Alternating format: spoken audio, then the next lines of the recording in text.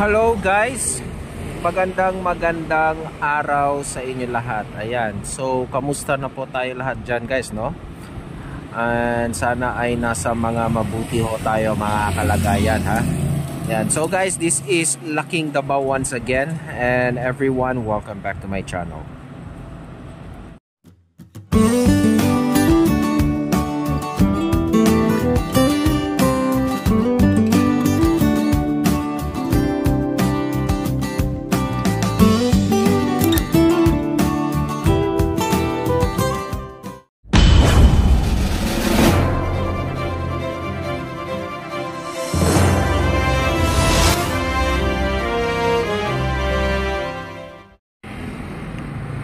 Ayan guys, no, so magandang araw sa inyo lahat. Ayan, so guys, we are here in FS Dizon Street, no, or much known as the Bakaka Road, no. Ito ho siya, no. So andito tayo ngayon para silipin at tignan natin kung ano yung latest update about dito sa ginagawang Aeon Blue Towers, no. Ayan. So ito na ho yung itsura ng Bakaka Road ngayon guys, no. Tandang-tanda ako pa doon dati guys, no. Hindi ko lubos maisip na magiging ganito yung datingan dito ngayon, no. Medyo kind of busy na rin, no. Ayan. So ngayon guys, i-update natin. Ayan na ho yung nakikita natin is yung dalawang towers ng ito sa tatlo na itinatayo ngayon dito sa Aeon Blue, no, Towers. Yan guys, no.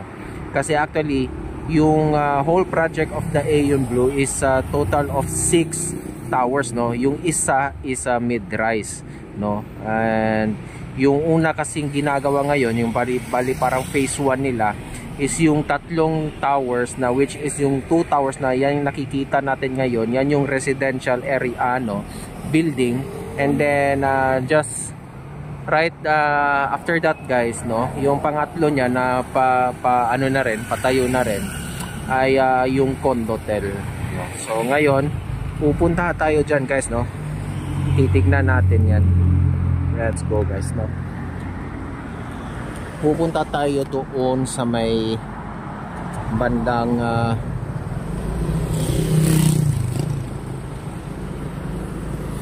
malapit sa may river, no. Ayan.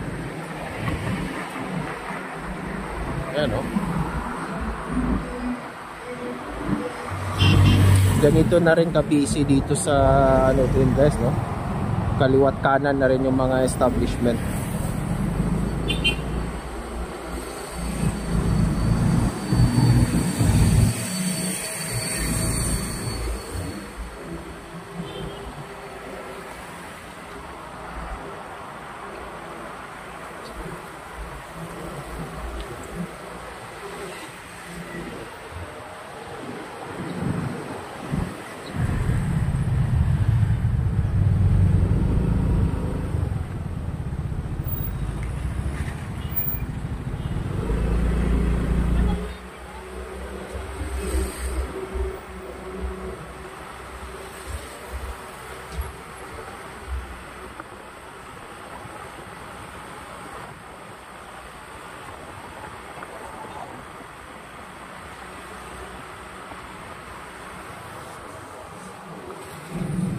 Ito guys, ayan. Nandito na ho tayo banda. Saan banda yung itinatayo itong Aeon Blue Towers. Ayan. Ito na siya guys, no.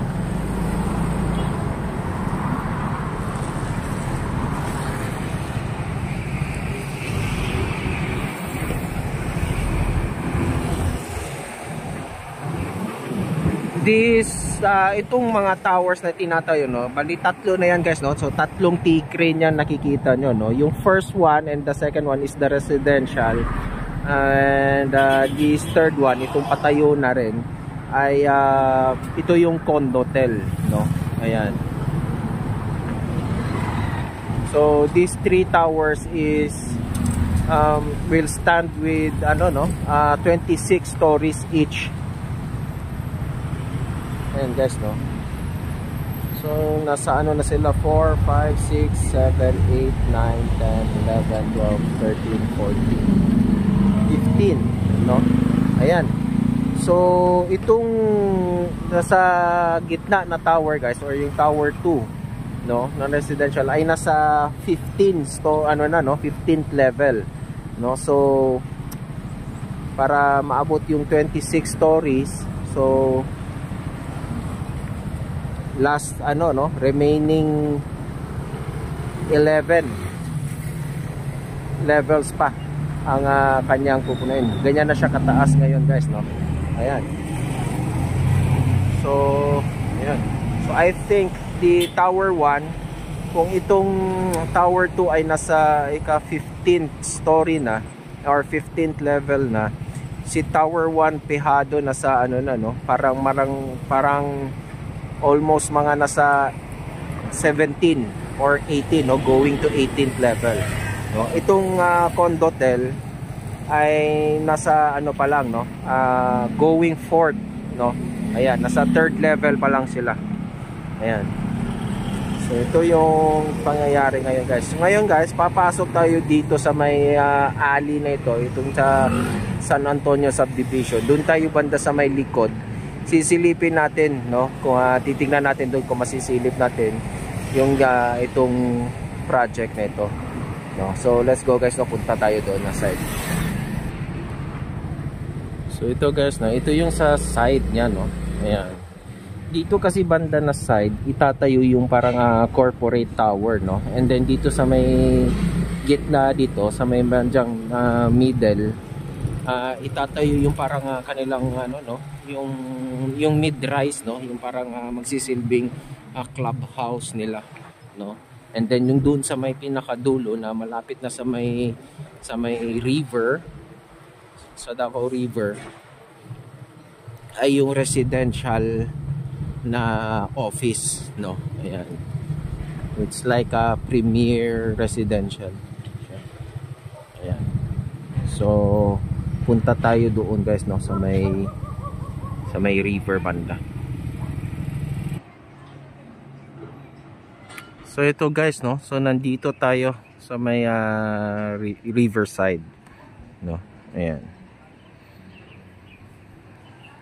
Yung kabilang portion na yan na yung parte nung Santa Lucia, no, yung sa Davao Riverfront Corporate City. So ito yung ginagawang Aeon Blue Towers. Ayan.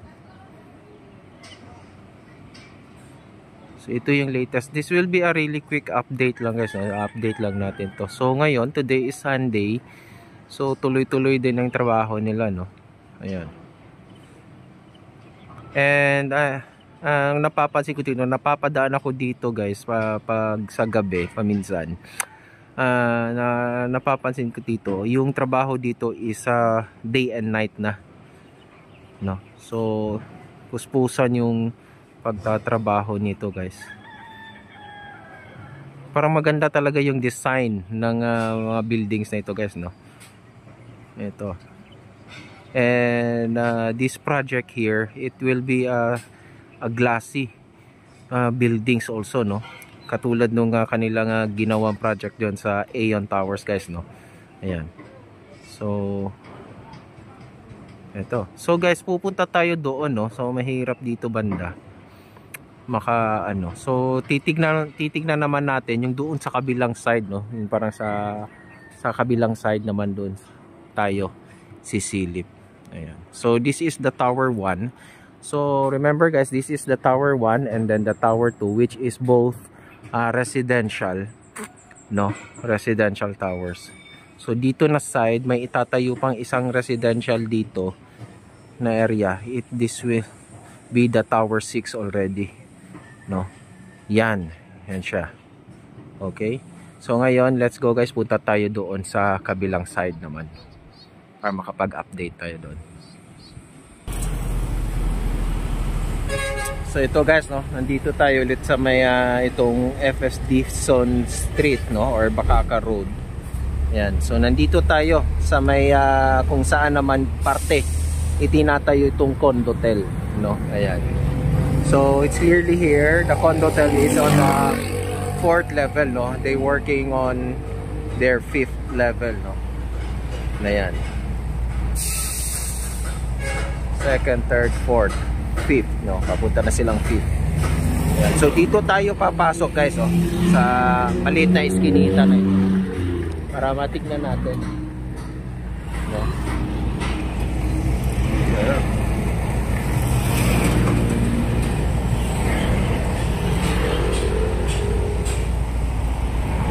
Just wait. Kasi itong road nito medyo busy na nga, no?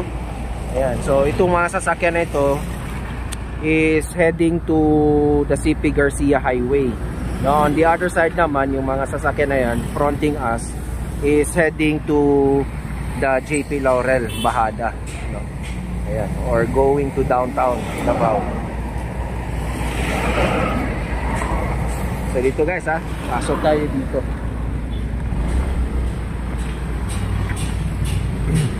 Kasi maganda dito banda, nakikita dito banda sa area nito.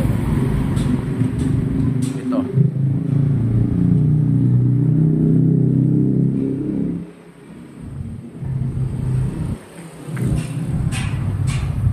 Alam nyo ba, guys, no, na actually ang nilabas naman kasi talaga ng Aeon is this towers here, ito yung tinatayo nila, will be a 26 story, no?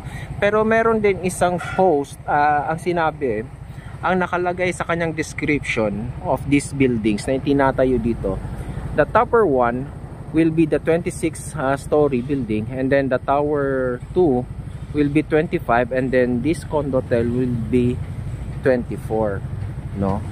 So hindi ko alam, no, pero pwede rin, no, possible din kasi uneven yung ano kasi dito, no. So yung datingan niya parang magka-level lang sila, pero yung number of stories it could be different, no. So chine-check ko kasi sa ano ng Aeon Lux Properties, no. Wala naman sila, no, parang nag-stick pa rin sila doon sa 26 stories each, no.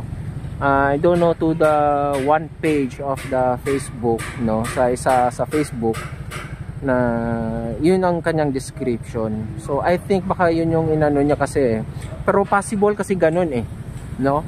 Pwede rin naman kasing ganun na uneven, magkakaiba sila ng number of stories ng building pero even yung kanilang height kasi because of the level. Katulad nung ginagawa dyan sa Buhangin, guys, no, yung apat na ano, yung sa city gate, those buildings are have a different kind no of number of stories of building, yung apat na towers na yon. Pero kung titignan sila lahat ay parang halos kapantay lang, no, magkakapantay lang because dahil yun sa uneven kasi yung lupa na tinitirikan, no, merong parte na masyadong malalim, so yun yung may building na may most number of stories, and then yung medyo mababaw, yun yung building na less, no, less lang yung number of stories, no.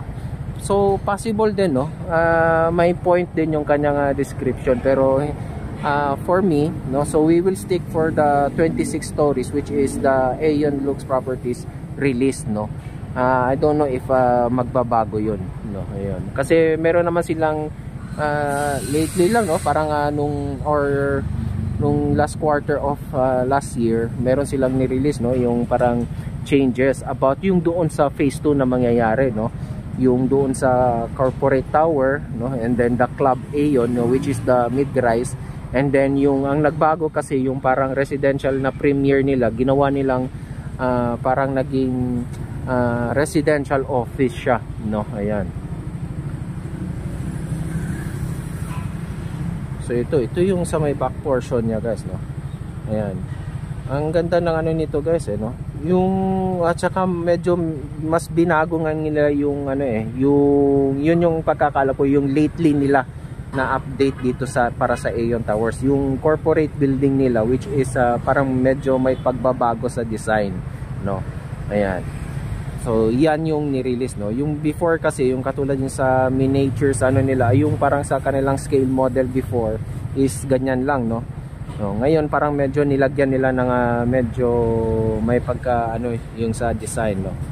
Ayan. Mas maganda yung dinesign nila. Ito. So ito guys, this tower 2, yung sa gitna, 11 stories to go, no? And then the other one siguro mga 9 stories to go na lang, no? Ayan. 9 levels to go na lang, no, para makapag-top off. So I think, no, ngayon actually ano na to no, lumilitaw na to, no, sa kahit yung pagka nandoon ka sa may wireless cemetery or doon na part, no, medyo lumilitaw na to no. Kahit nga sa buhangin lang medyo lumilitaw na itong dalawang buildings na ito. So by the end of this year, malamang I don't know if in the last quarter of this year kaya nilang makapag-top off na, no, or maybe one of these buildings will be topping off. Ayan, so dyan natin makikita yung paglitaw nitong skyline dito banda sa may Bakaka. Ayan. Ito guys, no, so that's it, no, that's our latest update for this Aeon Aeon Blue Towers, no. Ayan. So remember again, konting recap, this Aeon Blue Towers will be having 6 towers guys, no. Ayan, yan yung scale model nila, no. That is the perspective design. Ang unang ginagawa is that one, no, the 2 residential towers and then 1 condotel. That will yan yung phase 1. And then sa phase 2 will be a corporate tower, no. I think the corporate tower will be 20 story, no, building. Pero ano lang yan siya, medyo high ceiling kasi basta mga office style building, medyo mataas din yan, no.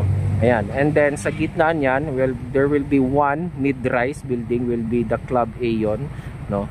And then the last one, the tower 6 will be yan, no, yung parang resort tower will be, or the residential office tower, no. Yan itatayo, that will be ano, no, parang 18 story building, no. So that will be, and this project guys will be having a 6th themed pool, no, which is first of its kind here in Mindanao. Ayan, so that's it guys, no. Ayan, so ito na siya ngayon. So that's it. Thank you so much guys, no. So please like and share this video. And sa mga hindi pa nakapag-subscribe sa akin dyan guys, please do so. Subscribe na po kayo. Hit that notification bell para ma-notify kayo every time I will upload a video patungkol sa mga developments na nangyayari here in Metro Davao, no. Ayan. So guys, sa akin paalala sa inyo na mag-iingat tayo sa ating mga pang-araw-araw na mga ginagawa. Dahil yung mga mahal natin sa buhay ay inaabangan tayo niyan hanggang tayo ay makauwi sa ating mga pamamahay ng matiwasay. Okay guys? Thank you so much. God bless us all and adios.